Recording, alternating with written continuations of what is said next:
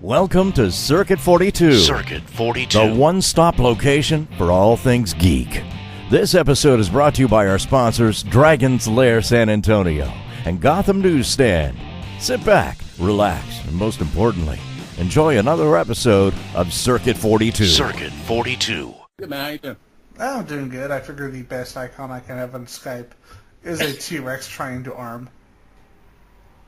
I see that. Yes, what's it doing? It's trying to type, but since T-Rex has such tiny arms, it has Tiny these arms. little plastic claws. Very, very hard. Yes. Very hard for a lot of things were challenging for T-Rex. Okay, brother. So what are we doing? How are we doing? I'm doing pretty good. But yeah, pretty much just our interviews are pretty casual. Yep. I just tend to ask you a little bit about your work, and then we just kind of talk about whatever comes from there. Really? Mm-hmm. And basically, our shows are normally fairly freeform. We used to do the whole, here's 6 questions, give me 6 answers kind of deal, but that got really I boring really guarantee fast. it's going to be the same 6 questions I get all the time. Yeah. Where did the Pontypool virus come from? Well, it's all about the spoken word, man. It's not zombies. It's none of that bullshit. Well, it's not zombies in the traditional sense, right? No. No. Probably not. I'm a fan of zombies, in the traditional sense as well. Same. And I think that it has to translate into zombies in the traditional sense as well in order to work. Yeah. Because whether it's like exploding atomic lasers from the Iron Curtain or civil rights paranoia in the Deep South, it still has to be zombies or language virus. Exactly. But really, we're here to talk to you about your musical career with Are you kidding me? with Lawrence and the Arabians. Oh yes, yeah. I can tell you a funny story about that. Well, let's hear it. Originally, it was when I moved up here. I live in a very small town on the southern coast of Georgian Bay in Ontario. About 3,000 people, kind of a resort, not even a resort destination, a resort pass-through. And when I moved up here from Toronto, 20 years ago, I was terrified because I'm born and raised in the city. I was terrified of what the winters were going to be and what I was going to do for the winter. And so, I bought, big boots, and I bought a big coat, and I sat on the couch, and I waited for the snow, and I thought I was going to go crazy, and then I freaked out. So I bought the local newspaper, and I cracked it open, looking for what I could do. I was going to join whatever it was, right? If it was going to be like the gun club, I was going to buy a gun. If it was going to be, the Lions Club, I was going to wear a lion costume. I don't know, whatever it was. You're right? going to become a lion, man. I was It's going to be like I Manimal. don't care, man. If it was like, yeah, exactly. It was going to be like whatever. So the first thing I saw was auditions for the musical Oklahoma up the street at the library in about 8 feet of snow. I'm not kidding. And so I closed the newspaper. I got on my mucklucks and my fucking toque and whatever. And I said to my wife, "Where are you going?" I said, I'm going to audition for Oklahoma. And she said, "Okay." So I climbed out into a snowstorm and went to the library. And a bunch of sweet little old ladies sitting in the library pointed me down to the basement where the fussy looking director and so forth were holding the audition. And I belted out an Elvis song and did a version of the lines they gave me. And I went back home, and I told them, I said, "Look, I'll check." Tony? What? You said you checked, and then we lost you for a second. Oh, okay. I checked. I said I would check out coats. I would do whatever. Anyway, so long story short, I got the lead in the thing. It freaked me out, and so I couldn't sleep for a week because I'm like, I'm freaked out because I don't really, I've never done music theater before, so I did this. Anyway, so to cut to the chase, I ended up doing a bunch of them, and they were, and I ended up getting sort of leads and doing all of these big musical parts in this local, very, very local theater group. And one of the shows was The King and I. And in that, I was the king. And the director expected everyone to dye their skin yellow and to speak in this arch Asian accent. That could be controversial. Well, not where we were, but for me it was I refused.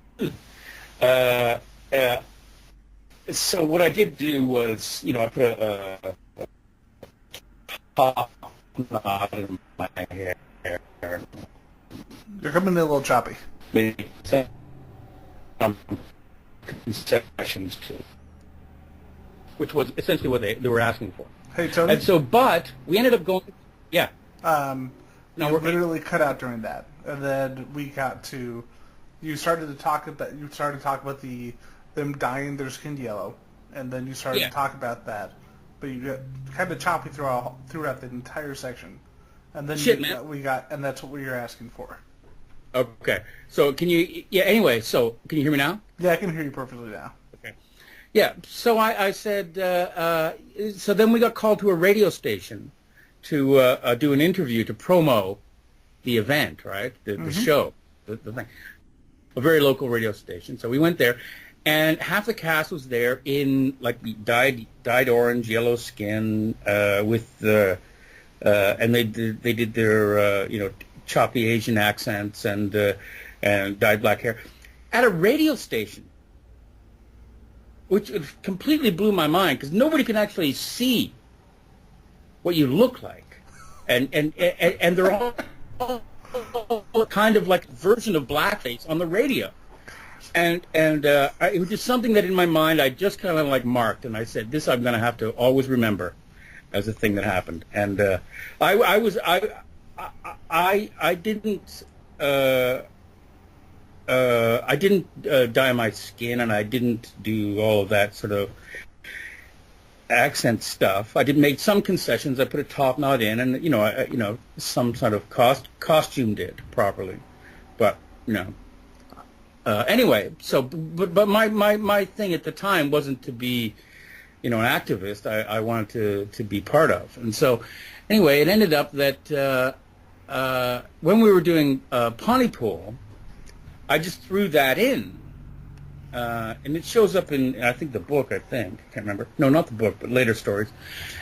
So we couldn't get the King and I as couldn't get the rights. Yeah. So I had to invent a musical. So I invented Lawrence and the Arabians. And the song, I just sort of like recorded it on the way down to the city on a little handheld thing. Just and wrote out the lyrics and just kind of invented it based on a Canadian poet's work on Lawrence of Arabia, Gwendolyn McEwen. Anyway, so we got there. None of this would have ever mattered, and doesn't really. So we did the bit, and it was a replication of that whole thing, which is people showing up in this case, brown face and costumes and these utterly offensive. Well, they're very funny when the actor Boyd Banks, who plays the character who's identified as the kind of Osama bin Laden stand-in, when he does that noise and shoots the gun, that was not in the script, and I give him this look like, what is wrong with you? And that was actually the look I gave him at the time. It was like, what I was completely thrown and offended by what he was doing, and that became part of it, right? he was doing this blah thing, and I'm like, I look. If you watch it again, you just see a little bit of it. I look at him and I go, "Really, man? That's what you're gonna do?" And so, anyway, that particular segment, I was taken to task for it a couple times by Canadian reviewers or whatever, saying, you realize, taking a side, actually, you realize that this is offensive, and I'm like, no kidding. But that's not a defense of it. Except that this was interesting to me. It played in Turkey. The film translated, and the translator contacted me and said, "Oh yes, it was a great success, and Turkish audiences loved it." And I was so excited, and I said, "Well, just tell me what did they think of that scene, the Lawrence and the Arabians scene? I mean, because it's it's something that is seen as offensive in my country." And she said that the audiences they loved it. They died laughing. It was the greatest moment in the film because they thought it was a very sharp and insightful parody of a Western perception of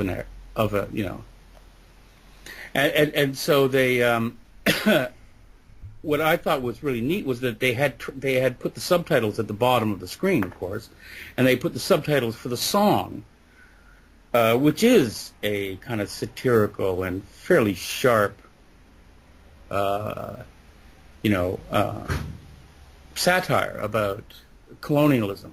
Yeah. And they recognized it. Whereas in the West, in Canada, whatever, all they see is that this is a kind of a horrible minstrel show or whatever done that way, and they're terrified of it. So I thought that was quite different, just the kind of cross-cultural thing that was happening with that.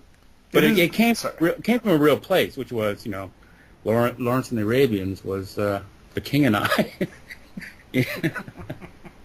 And in fact, that very radio station, when we were researching the film, Bruce and I, the director, we toured it, of what a small-town radio station would be like. And so we sat in. We did this to a number of places in small-town Ontario. Went to radio stations and sat in, and just to get a vibe for how things are laid out and how people talk to each other and how shows are run and stuff like that, to give it a realistic, authentic feeling.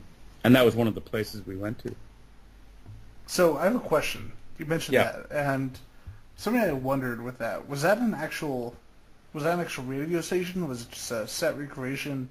Because it's recreation. Yeah. It was in the basement of a church. So that was true. That was actually filmed in a church basement. Yeah. And in fact, it was filmed in a church basement. That was a huge church.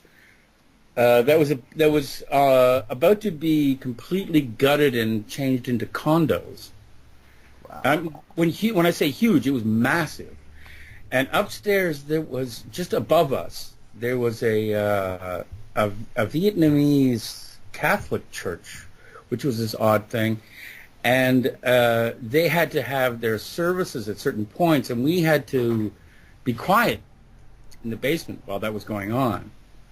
So it was kind of an interesting thing. But it was all completely constructed.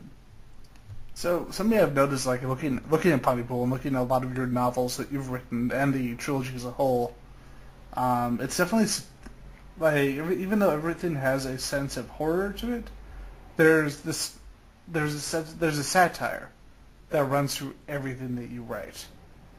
And I remember I showed Pontypool to a friend of mine, not telling them about any of the satirical elements of the movie, and just saying, "Hey, yeah, it's a horror film," and that's all I told them. I just let them watch it. And that scene, when we get to the Lawrence scene, that completely threw them off.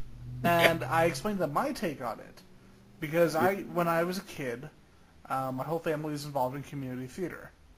Yeah. And we were at a military base. It was a little bit different, but if you're at a civilian small town, you probably would not have as much exposure as you would in a large city. So you'd be like, oh, this seems perfectly reasonable to do this. Yeah.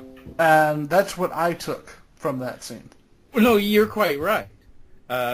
You're absolutely right that it was utterly, utterly a natural moment, which, and I guess if you've read some of my books or whatever, you know that I'm a fan of non sequiturs in scene or in moments in something. But those non sequiturs have to be utterly come from a native, natural place to the story. And this is that was a native non sequitur, which is this is what happens in a small town theater moment, and it interrupted the story, which non sequitur native moments do. They just interrupt the story. They just stop what's happening, and it has to be kind of, which is the great moment where Grant Mazzy loses his shit and has to come out and grab the wheel and say, by the way, there is a zombie apocalypse happening just outside our window, so we're going to get back to that. So that was, it's a satire, but it's not necessarily abusing. I don't know. There's no point to abusing to me in satire, unless you're talking about somebody venal. Within a story like this, and I think looking at something like George Romero's work in Night of the Living Dead, Dawn of the Dead, etc. This in some ways shares this, in my opinion, that while the satire was there and while the cultural satire was there, it never became a cultural satire with some zombies in it, I guess. Like, there's a balance, and it definitely has this. Well, I think that Night of the Living Dead is the gold standard for that, and because it's such a gut punch when you get a feel for how its satire is working. It's not front-loading it. It's not beating you over the head with it. It's not ham-fisted or superior. You just feel it come in literally from the fields around you, and it's an incredibly wonderful way of creating important work. I can't say enough about that film. That film influenced me, in every way. Something I want to talk about, like we can talk about the story of the characters day in, day out, but the thing that I find really interesting is the idea of language, because as someone who studied English, studied English and studied linguistics specifically, I love the communication theme of the movie and of the books. Mm-hmm. Because it's not something that people talk about. I mean, oddly enough, there's a comic book that dealt with the idea of an audible meme before a meme took on a new meaning through social media. Yeah, I remember memes when they were not. Yeah. And they basically had the idea of it being a source of control. And it was a song. It was like this horrible pop song that was basically a criticism of people like Britney Spears, etc. And it was called "I'm So Happy to Be Happy." Right. And I love the idea of that. It seems like this kind of touches on some of the same ideas. What made you specifically want to use the idea of the meme of repetition as the infection?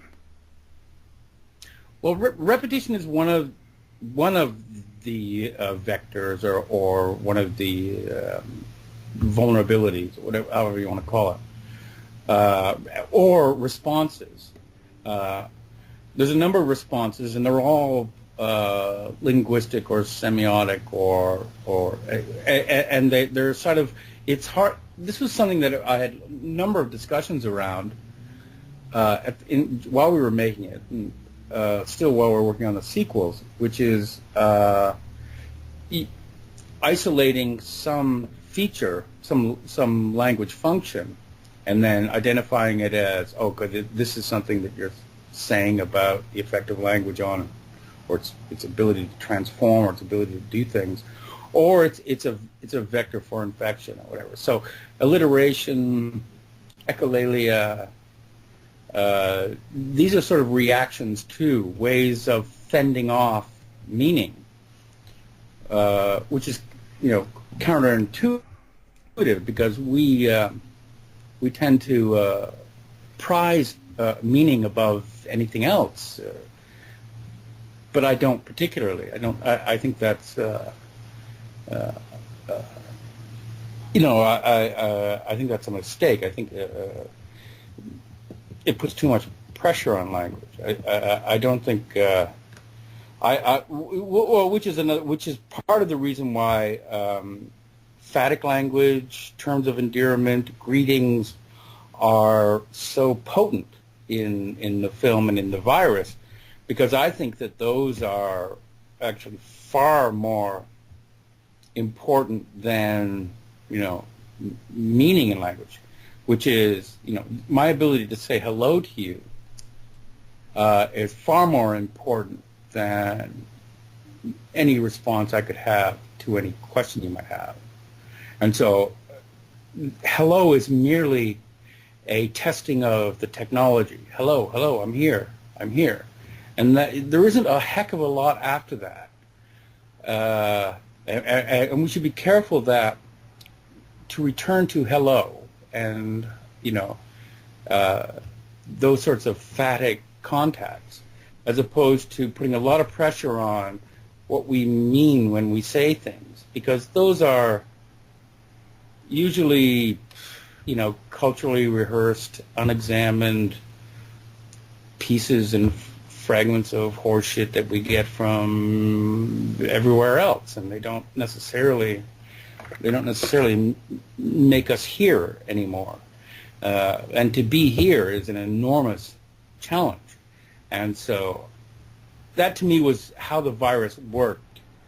It clogged up the ability to be here, and the ability to say hello, or the ability to say, I love you, good to see you, these kinds of things that we particularly cheapen as things that mean nothing.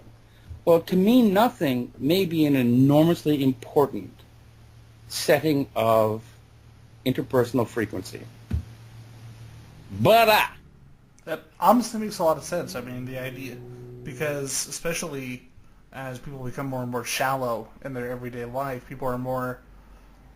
It's not necessarily what people say, because people do rehearse. People do, in day-to-day life, say what they think that people want to hear, and that because that will benefit them.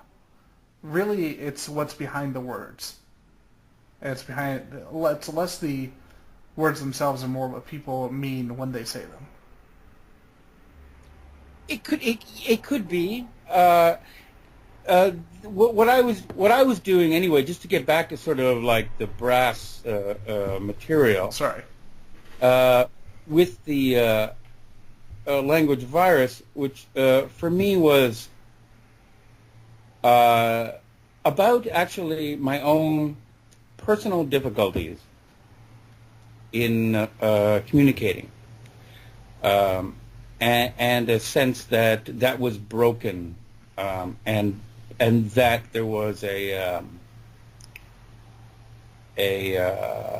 idea that would one day, or had been once, right, and it was this cloud, this noise that I felt and still feel to some extent, but used to feel terribly. And the idea that the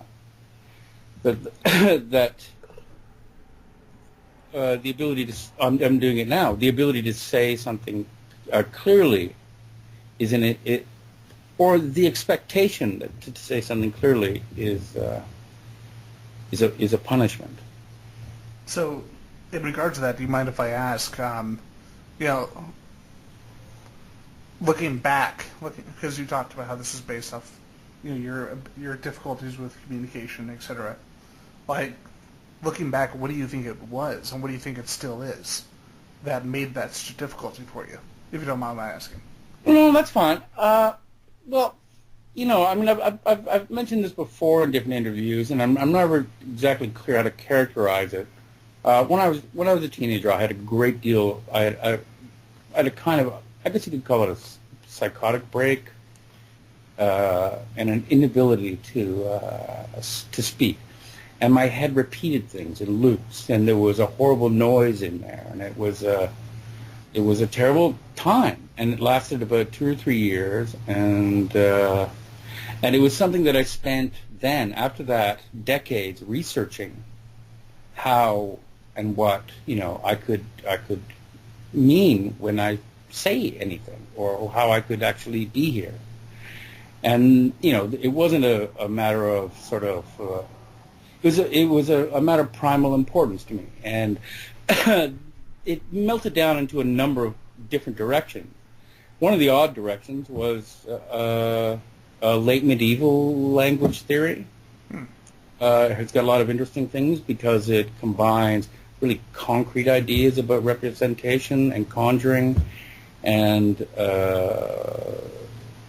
really interesting ideas of memory theater, memory theory, that kind of stuff, as well as some of the some other semioticians, Rosenkrantz, I guess all of the important French thinkers there, that for me helped to explain what a primal break with the ability to trust speaking or being here. And so that was for me, and I can't actually identify or explain why that was for me, except that it was, and that's where the Pontypool virus, for me, originates. And I don't necessarily think it's valuable or meaningful for anyone else, except for me, it became a kind of, okay, this is a valuable way for opening up all of these ideas and having a vested interest in them. Well, it's the whole idea that the most interesting stories are the ones that are most personal. And they have to be, of course. And really, in anything that we write, anything that we do, it really does come from something. Like, people can say, oh, yeah, I just had this idea, it has nothing to do with anything else. But that's not necessarily true. I mean, the reason I started hosting the show was because I had a combination of losing my job, losing a job I had had for 5.5 years, Yeah. and suffering just previously after a major car accident. And Right. that was kind of my way of, you know what? While I'm looking for a job, while I'm dealing with therapy, this is something that I've always wanted to do. So Yeah. why not do it? Yeah. That's fantastic. Now, it's also a very hilarious joke. Somewhere in there, if I can get to it, I can't figure it out right now, but it's a ridiculous joke as well. It's an absurdity that our intimacy and our intimate relationship with what we think is depth as a person, it isn't, and it's Yeah.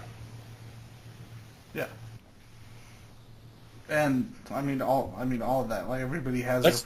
Let's shift gears here because we're going nowhere now. Sorry. We're going nowhere now. Something I did want to ask you. A lot of people don't have this opportunity, and you clearly did.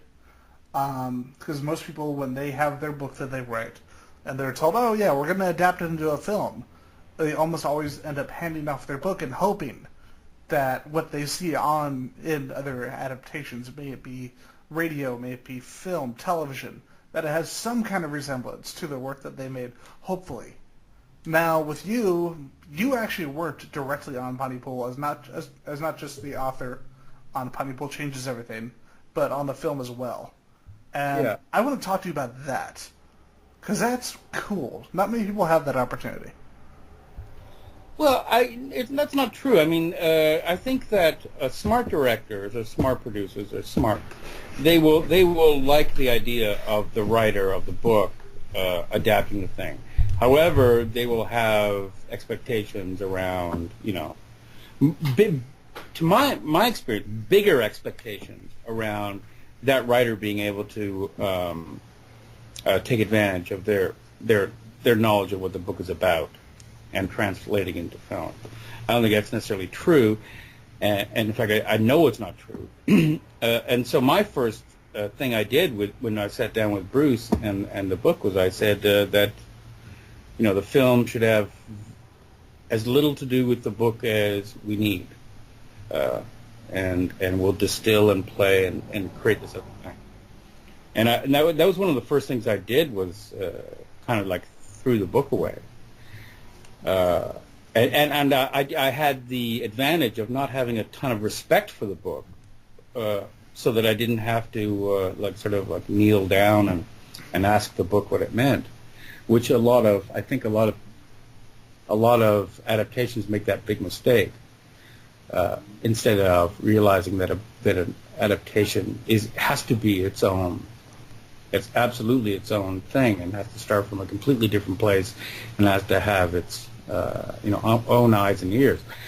That's the way that I came at it from. In fact, I still do. I'm adapting books of mine still, and I get accused of, well, that's got nothing to do with the book, and that's not what I liked about the book, and that's not, and well, if whatever you liked about the book is still in the book, so go read the book. But let's create something new.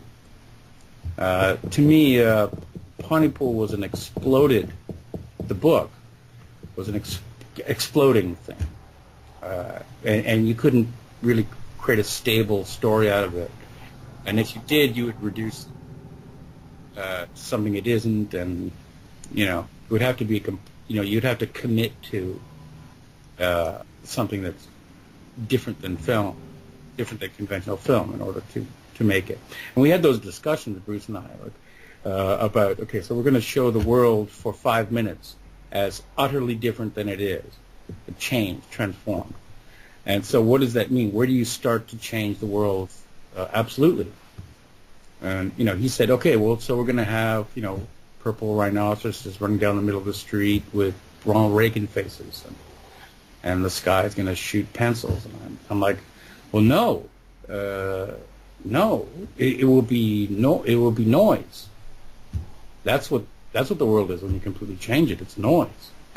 And so it's an interesting discussion. It actually goes back to Rosalind Krauss, the semiotician, who did a lot of interesting things around the surrealists. Who you had people like Juan Miró, who were doing these ditzy things, or Tangway even, and different kind of lurid, luscious, non-representational things, near abstract things.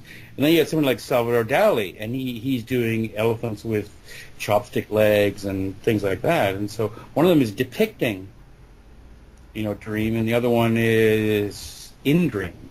And so that's the kind of argument that we had all the way through around how do you represent the absolutely changed world, and the world that stops being representational, and that's abstraction. And film and novels too resist it primally, and they resist it, and they have resisted it for 100 years. Film especially resists abstraction.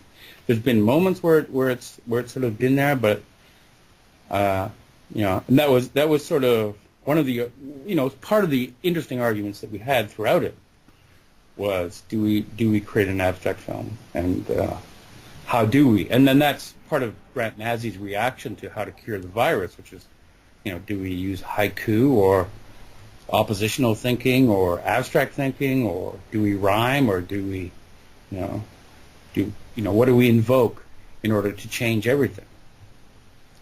Anyway, that was sort of the direction that it was going. See, and it's kind of a cool way to bring it to an audience that may not necessarily be able to connect with something that's visually abstract, by especially with the idea of bringing language into it, bringing the idea of one thing can be used, why can another thing not, and I really dig that, simply because of the fact that, like I said, it's a way to potentially communicate this idea to people who would not necessarily be able to digest it in another way. Yeah.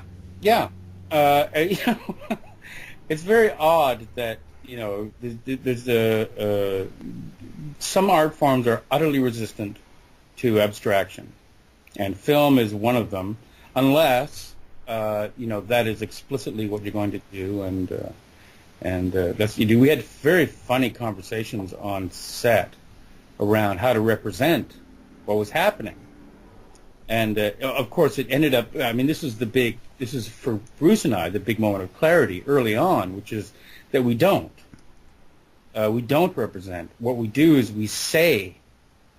We give oral testimonies to things, and that works perfectly with the radio station thing. And we do oral testimonies, and we do reactions to that, which is incomprehension and trauma and that kind of thing. It was a way of getting around. Here is the impossible, the way impossible looks. There's a veracity to the way things look that has to be utterly convincing and elaborate, and we or you use the imagination, which will already do that for you, and that was kind of like the funny little key that we managed to turn in the film, was to get people to imagine, so that there is. And this is a funny thing we worked on very early, that the idea of the Pontypool virus, its effect on the population can't be described. It can only be experienced by one person. And so, you can't get an objective, generalized idea about what is happening, because that's not possible. It is atomized. It is in any particular person that you stop, which is something that's interesting about the sequel that we're working on. It takes place in the town while the town is listening to the radio show. So the sequel takes place while the rest of the town is listening to the original film. The original broadcast. So you have Grant Mazzy on the radio in the background throughout the sequel, and you get to see, which has always been a challenge. Is like, okay, so what if you see these things? What do they look like? And who sees them? Who is the viewer of these things? And how can you make that? How can you give that veracity? How can you make that feel real and savage and true? And so that's been a bit of a challenge. But go ahead, lots of fun. First off, I got to say I'm really excited that the sequel is being developed, because I absolutely love the first movie. I saw it, I think, the year after it first came out, and I kept showing it to people. I kept telling them, this is awesome. This is something that completely unlike any horror film that you've seen before. And I made a point when they asked me what it's about. I said, I'm not going to tell you what it's about. I want you to watch it. Yeah, because that's what makes it interesting. Well, that's what you did the exact right thing, because that's what I would do, and that was part of the problem in how the film was released, because up here in Canada, it got shown at the Toronto International Film Festival, which is great, and that was a real big, nice bump for it right at the jump, And some critics said, this is unique or whatever, it's interesting, and then the distributor, who have since gone belly up, they took that and they said, well, we're gonna open this up in hundreds of screens across the country, and it's going to be the biggest thing ever, blah blah blah. And we were all rolling our thumbs and smiling and saying, oh, that sounds fantastic. And then they ran it they ran it in a bunch of suburban screens, and didn't tell anybody what it was. They just pulled people off the street and said, "Go watch this." And or they said it was a horror film, I think. And 90% of them said, "This is the stupidest thing I've ever seen, and this is terrible, and I would not recommend this to anyone." And so then they just dropped it, and it just died. And there was no way of getting. I think it had to just kind of sit for a while. I'm a firm believer in that. Sit for a while and get people like yourself or people like whoever to say, just watch this and then, tell me what you think. A word of mouth or, hand-to-hand sort of a thing. But since that was the model, which was, it had to be sold in a certain way. It wasn't a zombie film. It wasn't a horror film. It wasn't an art house film. It wasn't, what's that? Did you hear That's okay. Anyway, that was my son. I can't remember where I was. You said it wasn't a zombie film. It wasn't a horror film. It wasn't. No, it wasn't and it was not classifiable, which was fine. And that was, we Bruce and I knew that, and we had designed it that way, and played it that way. And so it had to kind of like sometimes things have to find an audience on their own, and that's what I think Pontypool did. But it took a couple of 3 years before people like yourself, who I'm indebted to really, who passed it on to others. And it's really just about, which is how I have always experienced culture, which is like, I trust people who I trust to show me things, and they don't have to tell me what's, I trust that this is worth seeing or worth reading or worth experiencing, worth listening to, and you trust mentors or connoisseurs that or whoever it is. So I'm very proud that that's how Pontypool gained whatever, popularity or interest that it has. And for me, that's that's a badge of honor, really, and that it wasn't in spite of how the business handled it, which is very funny because the box office model is still important.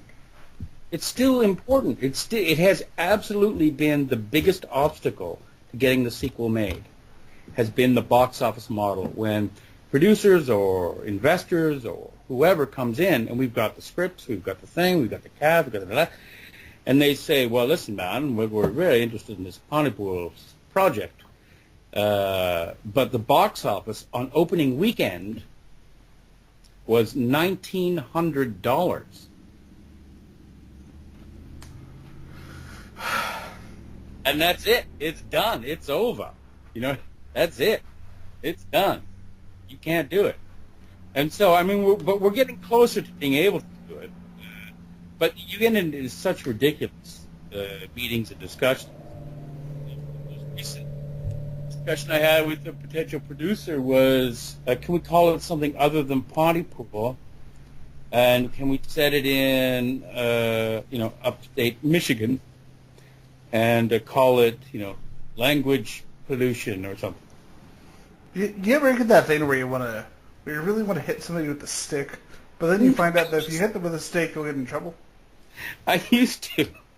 I used to.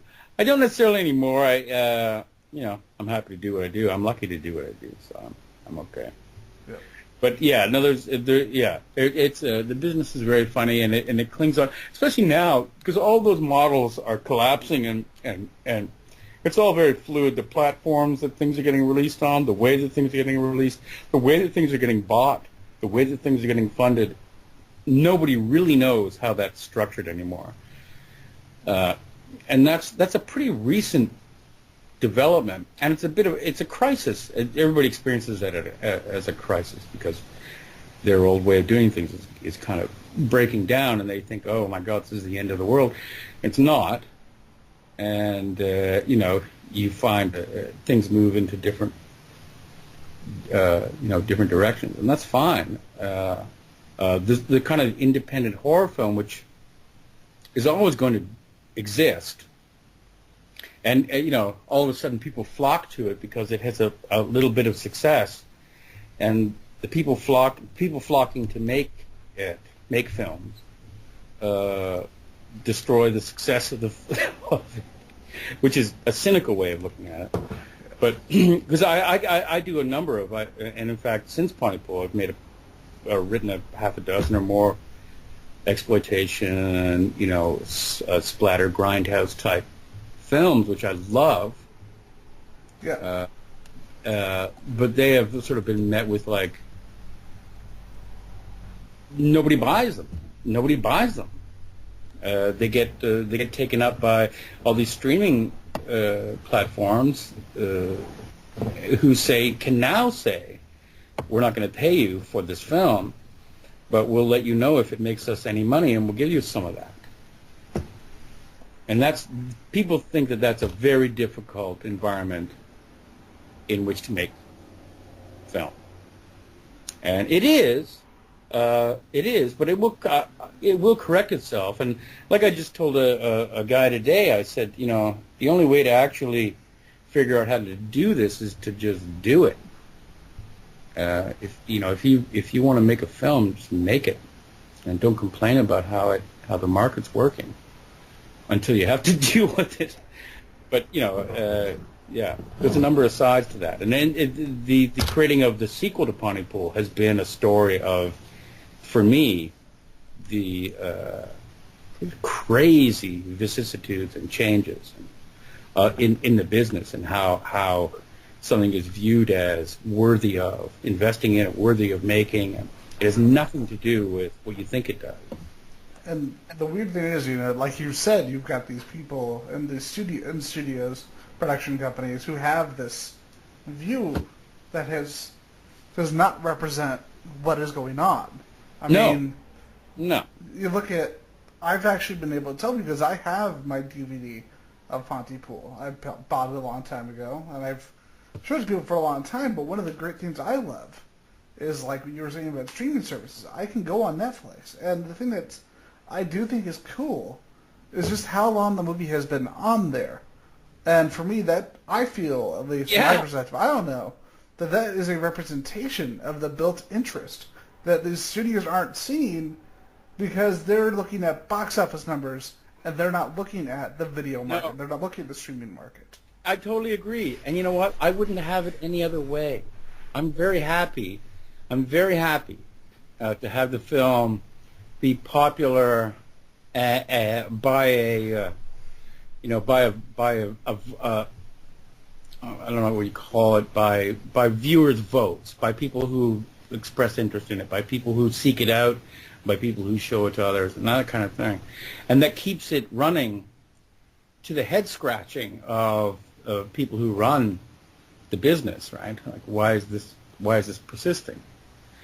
But it does become a bit of an obstacle when it comes, when you say, well, then give us some damn money to make another one, because nobody wants to give anybody any money, and that's the central challenge. And it's not something you can really blame anybody for. I mean, a million, 2 million, or 10 million, or whatever, is a lot of money to ask somebody to give you for a fantasy that you have, right?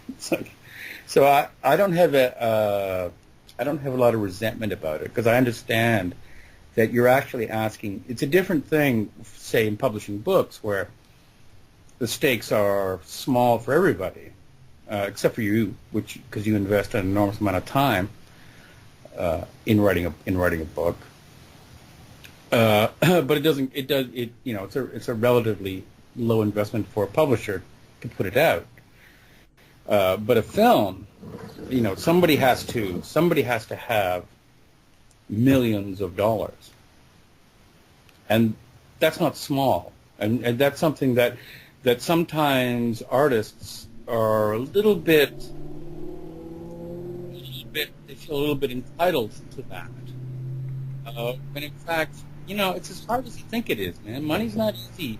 It's not easy, and you have to kind of win it. You have to persuade, and you've got to be convincing about it. And that's something I've learned. But it right now it's very hard to figure out how to get things made. And you have to just be thinking and hustling all the time. You got to hustle. The good thing now with the way things have changed is that you have studios like, say, A24, or you have things like Netflix original content, and them looking at different shows and movies that may not necessarily have been picked up, and they're like, hey, there's clearly something here. And that's the great thing about the non-traditional market, about the non-traditional way of film production now. And I think for me personally, you've got these film studios that are, we have talked about money. We have talked about how it is difficult to choose whether or not to fund a project to get the money for that project. But it does seem like the film studios are not necessarily trying to catch up, but trying to pretend that, that's not a thing because it's not what we're used to. Perfect example was, I think it was the Academy Awards where I think there was a Netflix movie that they actually tried to push out of the nomination because it wasn't released to theaters. Yeah. And that's, I don't really care about that. You know what I mean? Like, and that's a whole other sort of universe than the one I work in, which is, Sorry. There's a bunch of different agendas that, and mandates that, different organizations have. I don't necessarily complain about that. The way that I look at it is, if I can do what I'm doing now, and if I can do it again, then I'm happy. I don't need a bunch of top-end recognition or top-end, access to power, money, or funding. Although I like it, but you're going to lose the battle if you're not working and making your work something that'll allow you to work again. And that is that's a head-down, focused approach that I think is really how you move forward. For me, anyway, I guess that's how I move forward. And if you're lucky enough that you get a chance to work with some great people and you get the right story and you get to you get the right publisher, press, distributor, a producer, whoever it is that you're going to work with, an audience or readership or whatever that connects with it, then that's fantastic. And if that explodes, that's amazing. And if that sort of breaks out into something else, that's terrific. But also, I'm sort of my worst enemy as far as that goes, because I won't be told outside what to do in here. You know what I mean? Like, and yeah. So that's and it's kind of weird because I make a lot of crap. So not crap. That's a cruel way to say it, but I guess conventionally what you used to say was that you weren't going to be a sellout to something, but I don't know if it's possible to be a sellout anymore because there's nobody buying. Part of the idea of being creative is simply that. I mean, if you hit a point where you're just doing what people are telling you to do and writing the way people are telling you to write, you lose that creativity, and the work will show. Yeah, what I try to do anyway, and sometimes it, is when I show up for a project that I've been asked to do. Somebody asks me, somebody pays me or calls me or whatever, says, "I want you to do this." one of the first things I say is, if you're asking me to do it, it's not going to be the work that you could get somebody else to do. It's going to be different than that, because that's what I'm going to bring. So you got to be ready for that. It's going to be, I guess, unconventional, and it's going to challenge certain ways of approaching story or other things. And if you don't want that, then don't ask me to do it. Don't hire me or whatever. And that's what I call OEMs should be aware of, original end manufacturer, which is a term you get in manufacturing, which is a person who is in control of the original resource. that you say up front that I'm going to bring this, and don't ask me to do what somebody else could do, or hire somebody else to do it, because they will do it for you. And so, but that kind of squeezes you a little bit out of the market sometimes. It's a bit of a dance, and good luck to everybody is what I say, really. I gotta go, man. All right. Well, I gotta say, man, bringing the show to a close. It was awesome having you on. This was very cool, and I'm not gonna lie, this was not what I expected, and I'm glad that it wasn't. Oh, great. Why? What were you expecting? Well, we've had people on. They've even when we. It really depends on the person, but sometimes we'll have people on who will take what is kind of an open platform, not necessarily a standard interview, and they'll push it into a standard interview. And yeah. I love that. Not only did this work out so well, in my opinion, hopefully it worked out well in your opinion too. Sure, absolutely, man. But you took what I was expecting, you just threw it right back at me, and I loved this. I loved it, man. This was great having you on. Awesome. Thanks, brother. Definitely. You have a good one. It was nice talking to you.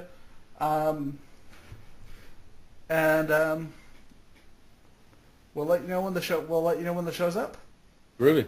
All right. You have a good one. Peace, man. Bye. You've been listening to Circuit 42, brought to you by Dragon's Lair San Antonio and Gotham Newsstand. Join us for our next episode. For all things geek. Circuit 42.